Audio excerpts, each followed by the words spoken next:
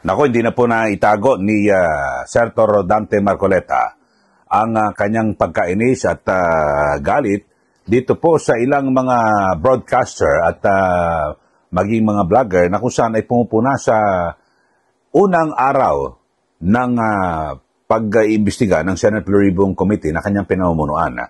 At dito ho, bagamat hindi ho pinapangalanan ni Senator Marcoleta, isa po sa kanyang tinutumbok dito ay ito pong si Karen Davila na kung saan talagang ito ho sabi po ni Senator Marcoleta tangang broadcaster ito at kaya yung mga nagpapa-interview raw rito magpa-interview kayo sa tanga.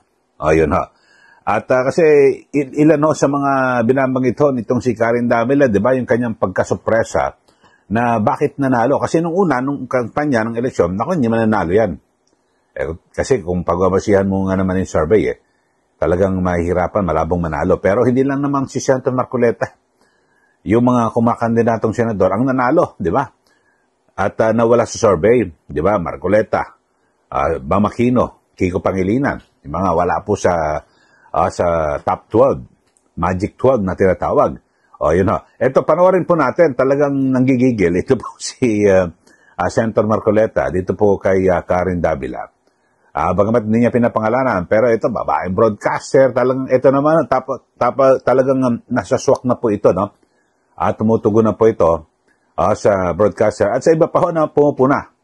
Kasi pinangungunahan daw yung kanyang investigasyon na kung saan, agad na hinuhusgahan. Ito, panoorin nyo muna itong pahayag ni Senator Rodante Marcoleta. Tingko na sila, mga ganyang puri ng tao. Yung mga ganyang sariling kaisipan. Mapa-broadcaster ka, o kung ano man, basta ganyan kayong mag-isip. Pati vlogger, Sen, marami din ganyan. Pagka ganyan kayong mag-isip, talagang wala na akong magagawa sa inyo. Opo. Okay. Hindi naman kayo abogado kasi. Ang abogado kasi, bago magsalita, nag-iisip. Itong mga ito, nagsasalita, hindi nag-iisip. Ganyan yung mga yan. Mayroon po yung paglalarawan niyan, Sen. Paano ka mag-iimbestiga nang hindi mo muna ilalatag? Kumbaga sa korte, the predicate, sasabihin ng korte sa'yo, Counsel, you need to lay the predicate. Hindi pwedeng hindi ka mag-lay ng predicate. Siyempre. Ilalatag mo muna. Isa-isa mo ngayon. Ba't kaya ka? Saan ka naman nakakita ang mga ganyan na? Ang gusto ata sa unang araw pala, ipatawag din na lahat ng mga... Wala naman kasi silang direksyon na magtanong nagtatanong lang sila sang-ayon dun sa kanilang nalalaman. Hindi ko kayo papatulan. May iksi ang mga kukotin nyo. May diferensya pa ang mga ulo nyo, kaya hindi ko kayo papatusin. Kaya alam mo, hindi ako nagpapa-interview sa mga yan Sabagay, yung babae na yun, ng broadcaster, hindi ako interviewin doon kahit anong mangyari. Sa nervyos niya siguro. yun ang tingin nyo, Sen. Kahit anong mangyari talagang hindi siya magtatangka na... Sinubukan ko nang magparating sa kanya na pakisabi mo nga sa kanya na interviewin naman niya ako. Kasi ang nakausap ko, isa sa pinakamatalik niyang kaibigan. Okay. Matalik na kaibigan kasi yung sasabihin ko na ang totoo, sangayon dun sa kaibigan ko, tinulungan siya na yung anak niya ipagamot sa Taiwan. Kasi magkaibigan sila. Opo. Kaya sabi niya, peanut yan. Sabi niya, hindi pwedeng hindi niya ako, mapagbigyan. Saka, sige. Try. Try mo ako. Pangiti-ngiti ako Ako pagdating sa akin. Tama ka kung ayaw niya. Yan ang sinasabi ko sa iyo. Yung mga yan, may mga sakit. May mga sakit yan. Ano po sakit?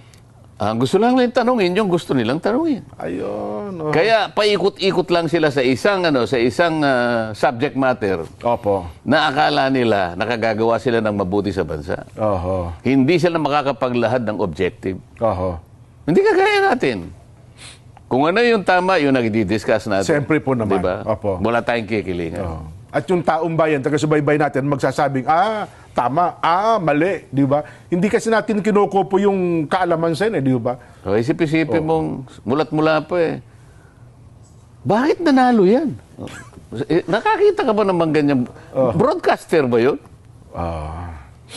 Parang, anyway. Hindi kasi ganyan, sabi naman nung kausap. Hindi nga 2.8 million lang sila eh. Ganun. Bakit ba pinipilit niya yung kanyang gustong mangyari? Para panatilihin niya sa kanyang sarili na siya ang tama, na sa kanyang panukat, hindi ako mananalo. Akalain mo magtiwala siya sa sarili niyang pag-iisip. Tingnan mo nangyari ngayon.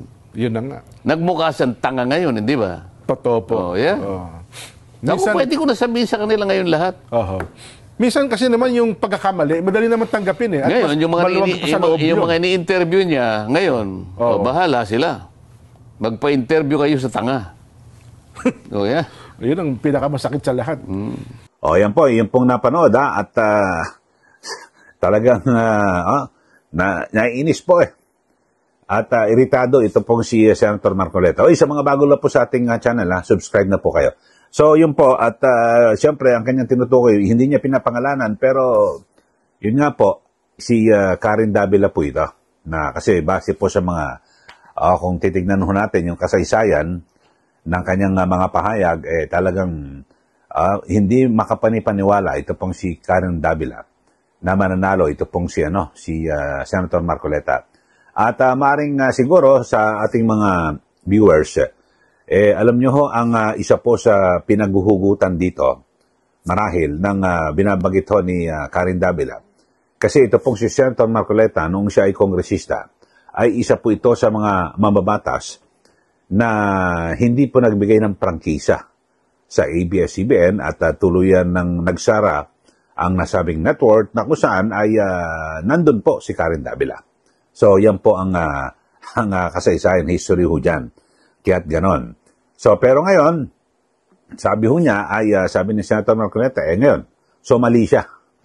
Dahil sa nanalo ho, itong si Senator Marcoleta at sa ngayon, ay kanyang patutunayan sa isinasagawang pagdinig ng Senate Blue Ribbon Committee. Nung umpisa pa lang ho, nung una, wag ho agad na husgahan, na sabihin na parang walang mangyari, selective o pinipili. Sabi ho ni Senator Marcoleta, isi lang, inilalatag pa lahat ng mga isyo, tsaka, di ba, siguro pang mga nakailan na ho, na mga pagdinig, at tsaka natin husgahan, di po ba?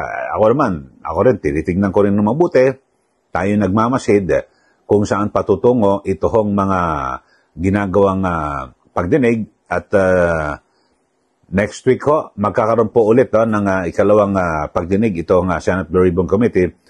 Tayo pong lahat ay magbantay. Tingnan ho natin kung saan patutungo at sana meron pong makulong ho rito na mga opisyal ng gobyerno, politiko, kontraktor na sinasabing nakinabang sa maanumalyang flood control project.